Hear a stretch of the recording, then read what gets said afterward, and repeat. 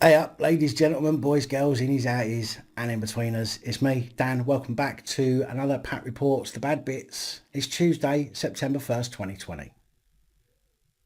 A judge in Manchester has let another pedo walk from court because answers on a postcode to pedos don't deserve to live at Hangman Square, end of the road, eternal damnation. Entries must be with me by 4 p.m. yesterday or they won't be counted. But on a serious note, you already know it's because of mental health. 45-year-old Anthony Ryan from Oldham was found in possession of more than 600 indecent images after a warrant was executed at his address in August 2018. Police seized his devices and discovered the images of children aged from 12 to 16. There were a total of 6 in Category A, the most serious, 13 in Category B and 615 in Category C. And it was discovered that some of the images were downloaded a decade earlier. Ryan was said to have become a recluse after the unexpected death of his mother in 2011, which his defence said sent him completely over the edge. And whilst I sympathise with the death in a family, I can't see how kiddie porn is going to help a situation. Judge Sophie McCone told him many people lose their partner or relatives and don't resort to looking at indecent images of children. Thank you, a judge who speaks sense. I can see she's not going to have the wall pulled over her eyes and foot. Okay. She continued, but I accept that at the time of these offences, your mental health was not as good as it could be. I knew it was too fucking good to be true. Judge McCone continued, although you may not have directly touched a child that you know of, you play your part in the abuse of children. Whilst there's a market for images like this, you feed into that market. Children will continue to be abused. Aksa Hussein, defending, said Ryan had a history of trauma. He suffered financial problems which led him to experiencing depression and anxiety, and later had his house repossessed. Then in 2011, his mother died unexpectedly, and that sent him completely over the edge. Now, while my mother is still alive, I have lost a sister.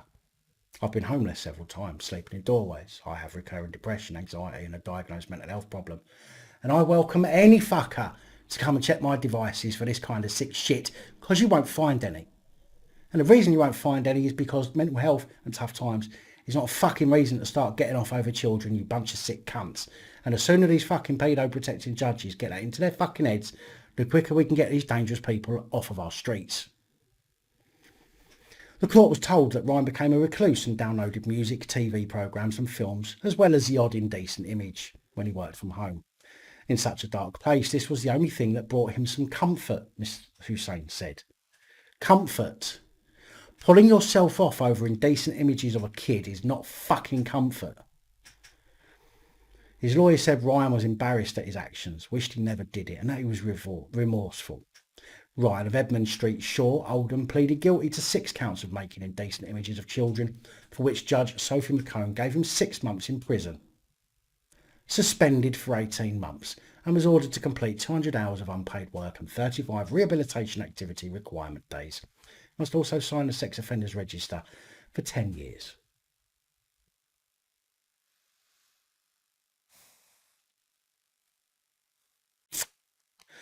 Social services. I'm sure there are a lot of different views about them. I know some people who praise them for helping them, and in some cases they have done the right thing by children and their families. But when they balls up, they never simply make a mistake. No. When they balls up, they leave catastrophic devastation in their wake. And then they try to cover it up and pretend like it never happened. I know this from first-hand experience. And it seems that social services are off the hook again, this time with the help of a serious case review panel. Sarah Barras, 35, and her half-brother, 39-year-old Brandon Mashin, were deemed by social services to be a mother who was being supported by her brother, with the professionals involved with the family said to have seen Sarah as a loving, caring and competent mother. However, Barras and her half-brother were a pair of incestuous sick bastards, and Barras's 6 children were in fact fathered by her half-brother. Now, if that wasn't bad enough, Barras murdered her 2 eldest children and plans to kill the other 4. Both were jailed for life last year, with a minimum term of 35 years for the murder of 13-year-old Tristan Barras and his 14-year-old brother Blake at their home in Shire Green area of Sheffield. On Friday the 28th of August, a serious case review found that none of the practitioners or agencies who had contact with Barras and her children could have predicted what happened. No, because the backwards cunts that run social services seem too afraid to act on families that do actually need help, but are also keen to get fully involved in the families that don't. The report published on Friday concluded the deaths of these two children is a tragedy, and there is no evidence from this review process that any of the practitioners and agencies involved with the family could have predicted the actions taken by their parents. This review has seen significant evidence of effective and caring practice with the children by all agencies involved with the family. Sheffield Crown Court heard last year that Barras and Mashin worked together to strangle the two teenagers before ensuring their deaths by placing bin bags over their heads. The court heard that two of the children they had plotted to murder were under the age of 3. The family had contact with a large number of staff and a variety of agencies. But the serious case review said professionals' view of mother's parenting was overwhelmingly positive, and she was seen as a competent, caring and articulate parent who supported and fought hard for her children's access to appropriate support and help. She frequently self-referred to support services and the police. And clearly the support services and police didn't quite catch on that if she frequently self-referred to them, there must have been a bigger underlying issue that everyone was fucking ignoring. When the pair were sentenced, the court heard how a day before murdering Tristan and Blake on May the 24th, 2019, they had also forced the two teenagers, as well as 2 more of the children, to take tablets gathered from around the family home. The court heard that Barras and Mashin expected the mixture, which included prescribed ADHD medication, to kill all 4 of them. But when that failed, they killed Tristan and Blake before attempting to drown one of the other children in the bath. The court heard the children believed that even told officers at the scene that their father was dead, having died in the Second World War. But nobody picked up on the fact that their dad died over 74 years ago, around 60 years before the eldest was even born. And we're expected to believe this shit? I know what social services are like. There is no fucking way that in all that time that they were involved with the family and the kids were not asked about their dad. No chance at all. The court heard that she had sought help from the local authority with the youngsters, texting a friend, "I've thought of every possible solution to this mess, mass murder, putting them all in care, checking into the local nut house. I love my kids too much to kill them. I can't put them into care for the same reason." But yet social services still said she was a loving, caring, competent mother. Speaking outside the court on following Friday's sentencing, a friend of the family, Matt Saunders, said Blake and Tristan were 2 beautiful, confident and outgoing boys who both had a bright future ahead of them. They had so many friends and they lit up any room they were in, especially Tristan, who loved to dye his hair bright colours. Daily life will never be the same again now. The boys have left behind younger siblings whose lives have been turned upside down.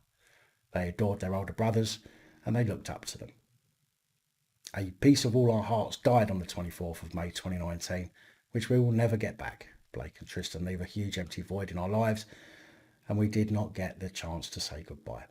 We are relieved justice has been served, but it should never have come to this. The problem is, though, justice hasn't been served. The bastards at social services have gotten away with yet another huge failure, and no doubt because the establishment can't afford for the general public to see the organisation as rotten to the core and not fit for purpose. Utterly, utterly disgusting. Very big thank you to all of channel supporters, especially the channel Patreon supporters. Your support really does help. And that's all I have for you. Today's too much for YouTube. Please like, share, comment and subscribe. Let me know your thoughts. I have no doubt that you will. Until next time, stay safe, look after each other, film the police, and of course, other officials, including those sick bastard social services. Good night, all. Thank you for taking the time to watch this video. If you like the content and you'd like to help support the channel, you can do so. In the description of every video there are some links to ways that you're able to help support the channel so I can continue putting out content. If you're unable to help us in that way, hit that subscribe button up the top there. If you haven't already, become a subscriber. That is support enough. Share the videos, comment, like, it all helps. If you're looking for something else to watch, up top there is my latest video. Down the bottom there is a video that YouTube recommends for you.